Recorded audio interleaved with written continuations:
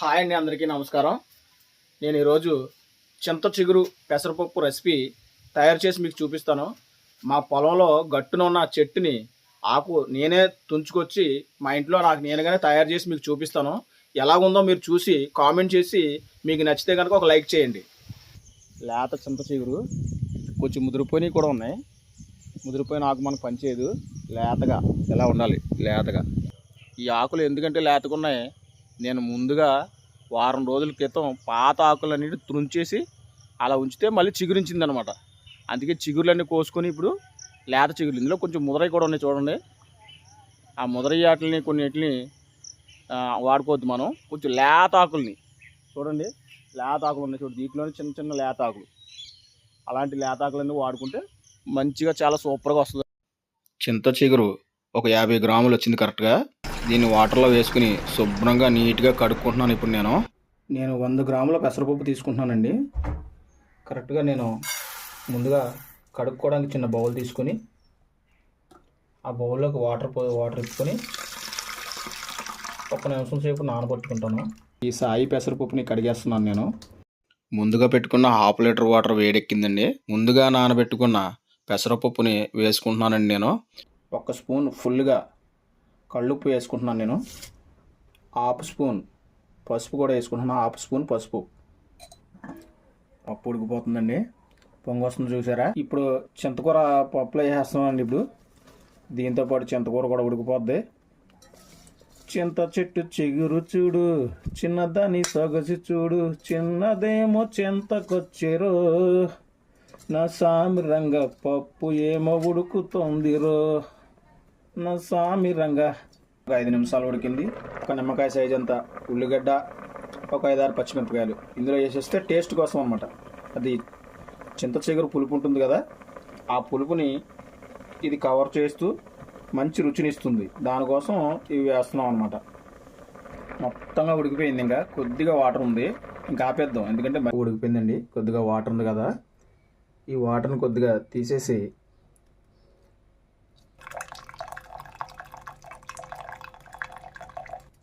ఈ వాటర్ మళ్ళీ తర్వాత యాడ్ చేసుకుందాం, ఎందుకంటే పులుపు అంతా దీంట్లోనే ఉంటుంది.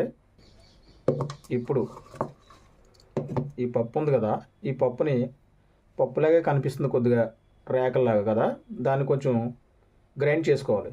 గ్రైండ్ అంటే మిక్సీలో కాదు, మన దగ్గర పాతకాలంలో ఉండేవి కదా పప్పు రుబ్బుకునేది, చెక్కతో చేసిస్తారు. ఇది మార్కెట్లో దొరుకుతుంది కదా, దీంతో ఇలా చక్కగా రుబ్బుకోవాలి. వేడి మీద ఉండగానే రుబ్బుకుంటే తొందరగా నలిగిపోతుంది. కొంతమంది తెలియక మిక్సీలో కొడదాం అనుకుంటారు. మిక్సీలో కొడితే ఇది వేడంతా బయటకు కొట్టేస్తుంది, మీద పడిపోద్ది మొత్తం అంతా. అలా కాకుండా వేడిగా ఉండగానే రుబ్బుకుంటే ఇలాగా మెత్తగా అయిపోద్ది. ఈ నలిగిపోయిన మొత్తం పెసరపప్పుని చిన్న గిన్నెలోకి తీసుకుంటున్నాను నేను. ముందుగా మనం పక్కకు తీసుకున్న పప్పులోని వాటర్ దీంట్లో వేసేస్తున్నాను మొత్తం. అంటే ఇంక దీంట్లో ఏమి ఉండకుండా మొత్తం తీసేసుకోవచ్చు అనమాట.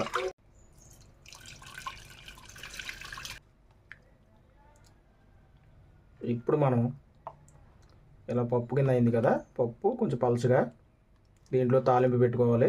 మంచిగా ఒక చిన్న నిమ్మకాయ అంతా వెల్లుల్లి ఒకటి తీసుకొని దీన్ని చితగొట్టాలి. అలాగే ఒక 5 ఎండుమిర్చి, ఈ చితగొట్టిన ఈ వెల్లుల్లి రెమ్మలు ఒక ప్లేట్లో తీసుకుని మంచి లేతకున్న కరివేపాకు తీసుకోవడం. కరివేపాకుతో పాటు మనకి కింద గోంగూర అన్నీ నేనే పండించుకుంటాను చక్కగానే. గోంగూర మనకు తోట ఉంది లోపల, ఈ తోటలో శుభ్రంగా మనకు కావాల్సిన బీరకాయలు, బెండకాయలు అన్నీ పండించుకుంటాను. అవన్నీ వేరే వీడియోలో పెడతాను నేను. కొంచెం పెద్దదే ఉంటుంది స్పూను, 3 స్పూన్లు అనుకోండి. ఒక 1/2 స్పూన్ మాత్రమే జీలకర్ర, మనం ముందుగా పెట్టుకున్న వెల్లుల్లి రెమ్మలు, ఎండుమిరపకాయలు తాలింపుకి,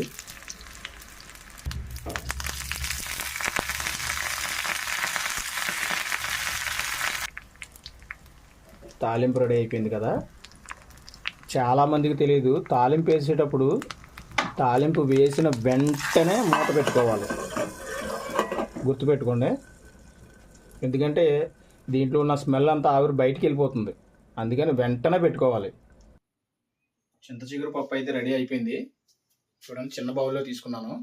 ఇప్పుడు కొద్దిగా రైస్ పెట్టుకొని పప్పును కొమ్మేయడమే.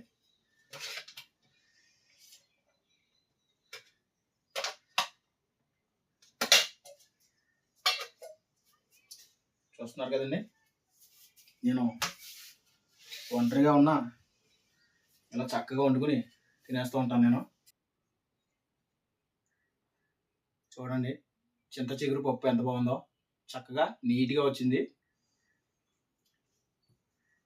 అలా వేడి వేడి అన్నంలో కలుపుకొని తింటే దాని టేస్టే వేరు.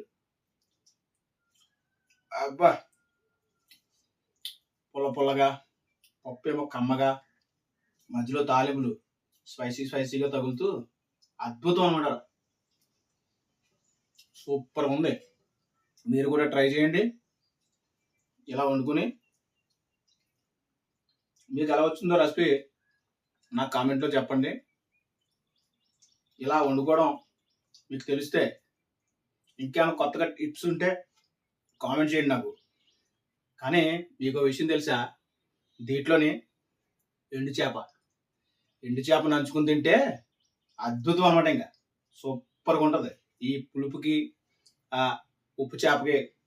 అందుకే పప్పు చారు ఉప్పు చేప అని చిరంజీవి పాడాడు కదా, అలాగనమాట. ఈ పప్పు చారులోకి మనం చింతకూర కలుపుకున్నాం. యాక్చువల్గా చింతపండు కానీ ఇలాంటివి ఏమి వాడకూడదు, ఆరోగ్యానికి అసలు మంచివి కదా. అవి చింత చిగురు, మామిడికాయ తురుము ఇవి చాలా మంచివి. డాక్టర్స్ కూడా చింతపండు తినొద్దని అంటారు. మీరు కూడా ట్రై చేయండి ఒకసారి, అసలు ఎలా ఉంటుందో. ఎందుకంటే సిటీలో చింత చిగురు దొరకదు, మాకు పల్లెటూర్లు కాబట్టి మాకు దొరుకుతున్నాయి. విజయవాడ, హైదరాబాద్ లాంటి సిటీల్లో దొరకవు. అందుకని మీకు ఎప్పుడైనా ఎక్కడైనా దొరికితే మార్కెట్లో కూడా అమ్ముతున్నారు అనుకుంటాను. ఒకవేళ అమ్మితే కనుక మీరు ట్రై చేయండి. ఓకేనండి, అందరికీ ఈ చింత చిగురు పప్పు నచ్చిందని అనుకుంటున్నాను. ఈ వీడియోలోని మీకు ఎలా ఉందో చెప్పండి. మీకు కనుక నచ్చితే చివరిగా ఒక లైక్ చేయండి. అలాగే ఎవరికైనా ఈ చింత చిగురు తెలియకపోతే వాళ్ళకి షేర్ చేయండి, మర్చిపోకండి. నేను చేసే ప్రతి ఒక్క వీడియో మీకు రావాలంటే వెంటనే నా ఛానల్ని సబ్స్క్రైబ్ చేసుకోండి. ఎందుకంటే నేను ఒంటరిగా ఉన్న ఒక వంట మాత్రమే చేయను, రకరకాల పనులు చేస్తాను. నేను చాలా టెక్నికల్ వర్కులు చేస్తాను. నేను నా జీవితంలో ఎన్నో వర్కులు నేర్చుకున్నాను నేను.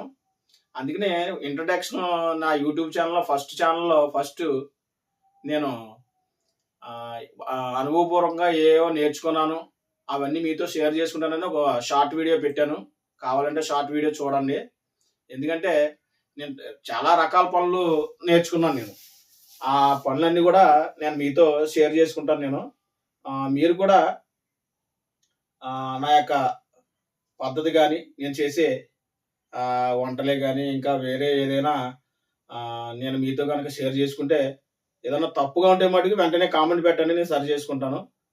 ఎందుకంటే యూట్యూబ్ ఛానల్లో నేను ఇదే కొత్తగా ఛానల్లోకి వచ్చాను, నాకు ఏమి సరిగా తెలియదు. నేను అన్ని వర్క్లు అంటే చేయగలను, కానీ యూట్యూబ్ ఛానల్లో ఎలా ఉండాలి, ఎలా మాట్లాడాలి ఏంటనేది నాకు అసలు తెలియదు. కొత్తగా పెట్టుకున్నాను కాబట్టి వన్ బై వన్ ఒకటి నేర్చుకుంటాను. చివరిగా మీకు ఈ యొక్క వీడియో కనుక నచ్చితే ఒక్క లైక్ మీరు కనుక ఇస్తే నాకు చిన్న సపోర్ట్గా ఉంటుంది. యూట్యూబ్ ఛానల్ కూడా నన్ను ముందుకి తీసుకెళ్ళడానికి గ్రోత్ ఇస్తుంది. కాబట్టి ప్లీజ్ సబ్స్క్రైబ్.